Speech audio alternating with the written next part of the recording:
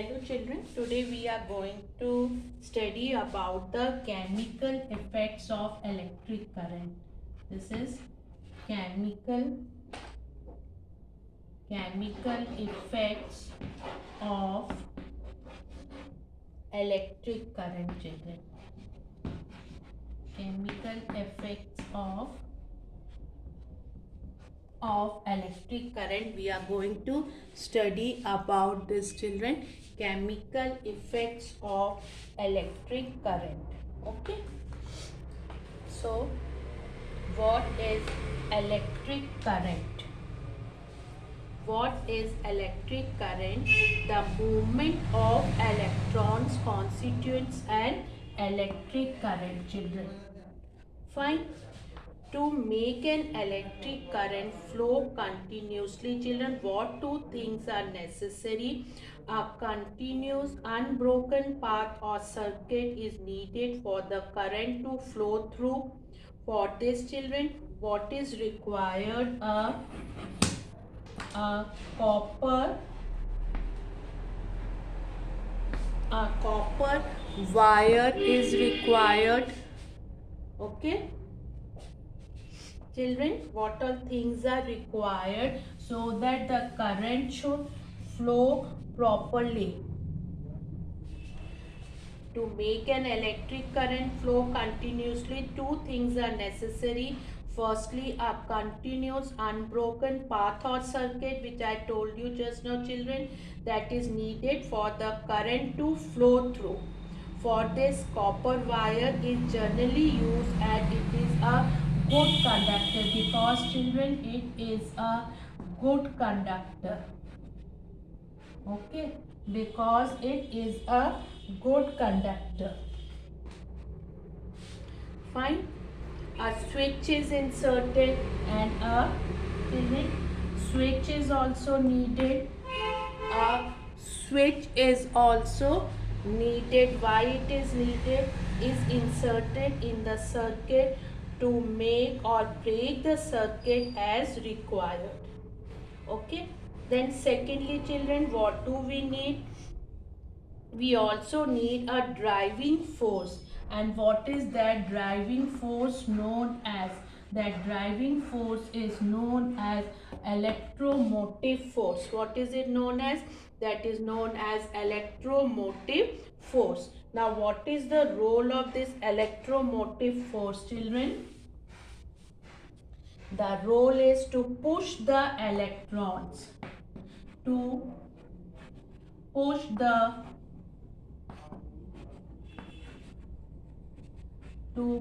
the electrons that carry the charge around the circuit. This is provided by the electric cell or generator. It is provided by the electric cell, children, or generator. Fine. Then, children, direction of electric current. We'll discuss about the direction of electric current. Direction of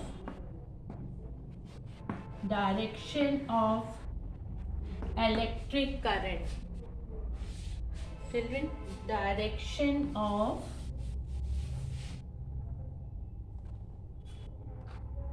electric current. What is it? You know about the electrons flow from a body that has an excess of electrons to one that has a deficit of electrons, children. Okay, this is clear to everyone. What is it, children? That the electrons flow from a body that has an excess of electrons to one that has a deficit of electrons. That is from a body that is negatively charged. The body that is, children, negatively charged.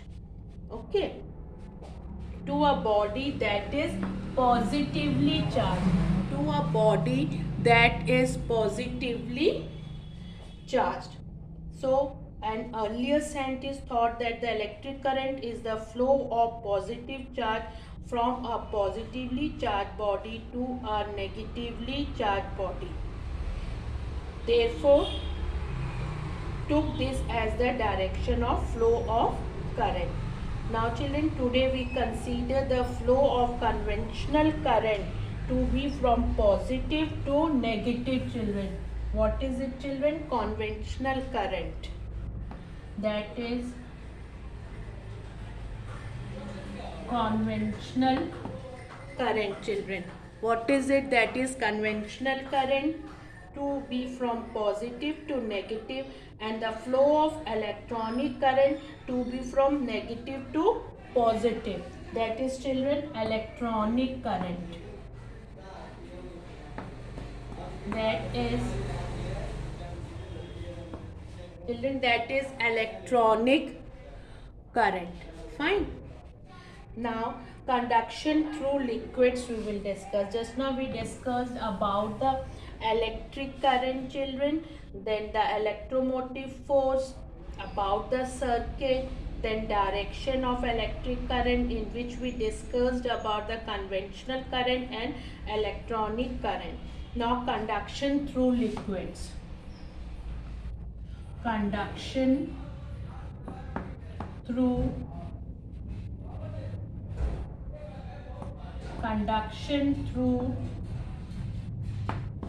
liquids children. You know about the conductors and insulators which conduct the electricity, that are conductors children, and which are unable to conduct the electricity to flow through them, that are the insulators. Now how does this conduction through liquids take place children? What you will find children, that the distilled water is a poor conductor of electricity, but when salt is dissolved in it, it becomes a good conductor. Tap water also conducts electricity. This is because tap water is not pure water and has some dissolves in it. But a sugar solution does not conduct the electricity. Now while you are testing the liquids children, you will set up your arrangement of that circuit, and then you can attach a bulb or a LED. So when for testing the liquids, you may find that the bulb does not glow as brightly as with metals children. This is because liquids are not such good conductors as metals. Sometimes the current flowing may be too little for the bulb to glow. So what we can use at that time children? LED can be used at that time. LED can be used at that time children. For testing conductivities of liquid, we can use LED, okay, instead of a bulb, because this LED lights up even if the current is very small. Okay, so most liquids that conduct electricity are the solutions of acid, bases and salts children. Okay, now we'll come to the next topic, that is children electrolysis. Let us come to the next topic children, that is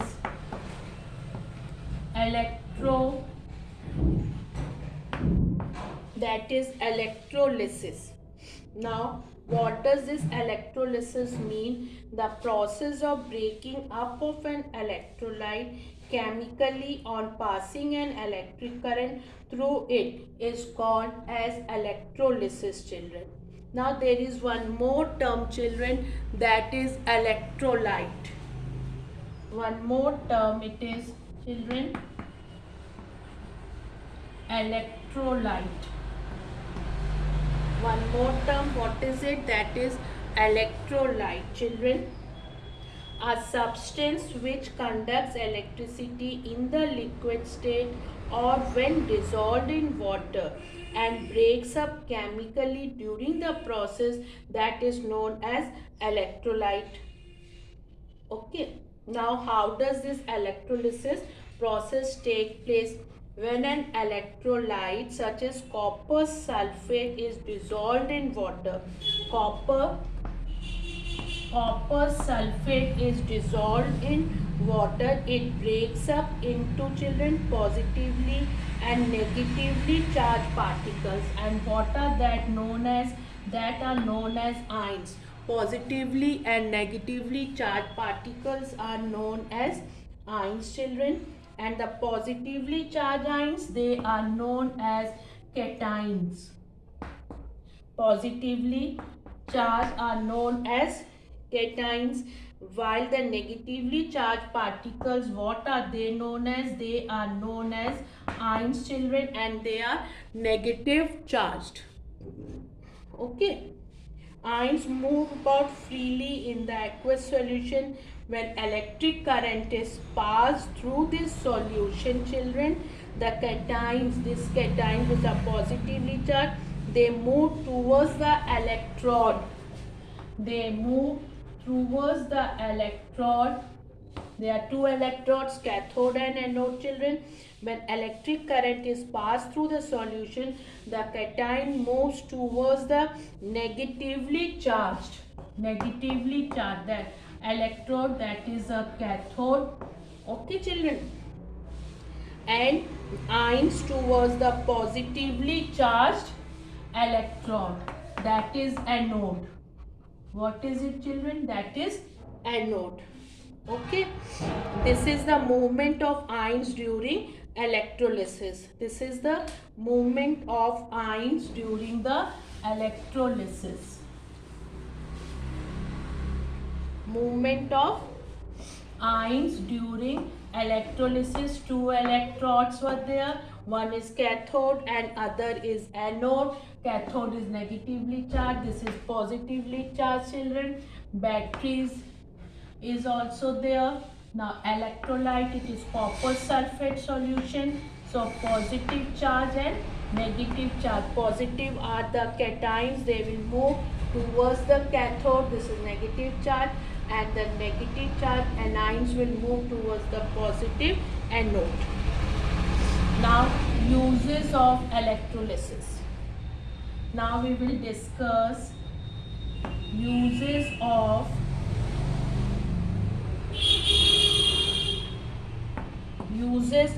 electrolysis, children. Electroplating. Electrolysis has a number of applications. The most common of this is electroplating, children. What happens in it, children? Coating a thin layer of a metal such as gold, silver, chromium, tin or nickel over another cheaper metal. Over another cheaper metal. This is done either to protect the metal or to make it look attractive, children. Chromium is a shiny metal that does not corrode and resists scratches. It is deposited on other cheaper metals such as iron to make car parts, tabs, bicycle handlebars, wheel rims, etc. This makes them look more attractive and also resist corrosion. Now, gold or silver is electroplated on jewelry made out of a cheaper metal to make it look attractive. Food kept in iron cans gets spoiled because of reaction with iron. To prevent this, iron is electroplated with tin, which is less reactive than iron, to make tin cans, children.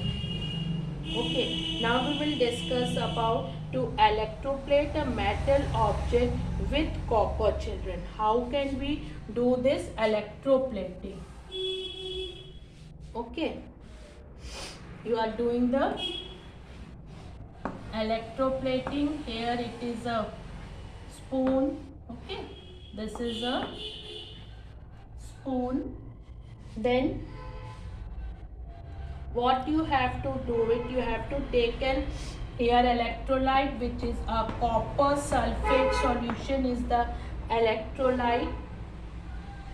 Fill around 3/4 of the beaker with copper sulfate solution. Now hammer the copper wire to flatten it and connect it to the positive terminal of the battery, children. Okay, and this is a copper wire flattened, children. It is anode, and this one is cathode, children. Fine. And here you have attached the battery is attached over here, children. Now what you are going to do it, now connect the spoon through a switch to the negative terminal of the battery, children.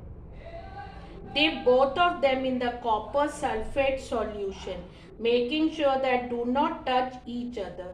Put on the switch and let the current pass through the solution for about half an hour. Does a layer of copper get deposited on the spoon? What you will find, children, when copper sulfate was dissolved in water, it forms positively charged copper ions and negatively charged sulfate ions, children. The copper ions, that are the cations, moves towards the cathode, children. Okay, pick up the electrons from there and get deposited on it as a copper atoms. Then at the anode, what is there, children? The copper atoms in the copper plate, they lose the electrons to form the copper ions, and these ions goes into this solution, children. Thus, copper lost to the cathode is restored by this anode where this copper strip is placed, children. Therefore, the anode, this one where copper strip is there, slowly dissolves in the solution while a layer of copper ions. What happens, children? While a layer of copper gets deposited on the cathode. The sulfate ions do not take part in the chemical reaction. Thus, the net effect, what it is, children? Copper gets transferred from the anode to the cathode. This method can be used to deposit a layer of any metal on another material. This was about the electroplating, children. Now, what is this? Electrolytic cell. Now about the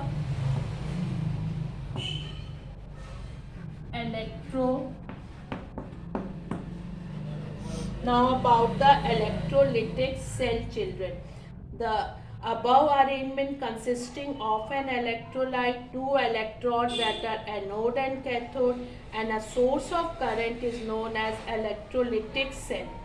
What is the role of this electrolytic cell, children? It converts electrical energy to chemical energy.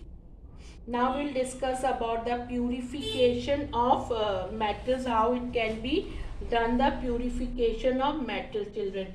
Electrolysis is used in the refining of impure metals, children. What is the way of it? An impure copper rod is taken as the anode. Okay. Here it is anode. Okay, this is one, what is present at the anode, children? It is a impure copper. It is impure copper at the anode, children. Fine. And here it is cathode. What is present here? It is a pure copper. Here it is pure copper. Fine, children. Pure copper, and this is an impure copper, and the battery is arranged over there. Okay. Then, children, an impure copper rod is taken as the anode, and a very thin wire or a strip of pure copper is taken as the cathode. An electrolytic solution, it is copper sulfate solution. What is it, children? That is copper sulfate solution. On passing an electric current, the impure copper dissolves into the solution and pure copper metal gets deposited at the cathode, children. The impurities that collect below the anode, the impurities which are collect below the anode, what is that known as? That is known as, children, anode mud. What do we call it? It is known as a anode mud. What we are discussing, that is the electrolysis is used in the refining of impure metals, children. Fine. So this is all about the anode mud. Now let us discuss about the galvanic cell, children. In the galvanic cell, what happens? About the galvanic cell, children. A galvanic cell does the opposite of an electrolytic cell. It converts chemical energy into electrical energy. It has an electrolyte and electrodes of different metals, children. When the electrodes are connected through an external circuit, electric current flows in the circuit. Now, there are the examples: voltaic cell and dry cell. Voltaic cell, in which dilute sulfuric acid is the electrolyte. One electrode is made of copper and other of zinc. Electrons flow in the external circuit from the zinc to the copper electrode. This is about the voltaic cell. And another is in dry cell, children, which is used in torches and radios. And in the dry cell, children, the electrolyte is a paste of ammonium chloride. So we had discussed about cations, anions, electroplating, children, electrolysis and convectional current also. Then we discussed about the galvanic cell, then about the voltaic and dry cell, also about the purification of metal and electroplating also, children. Thank you so much.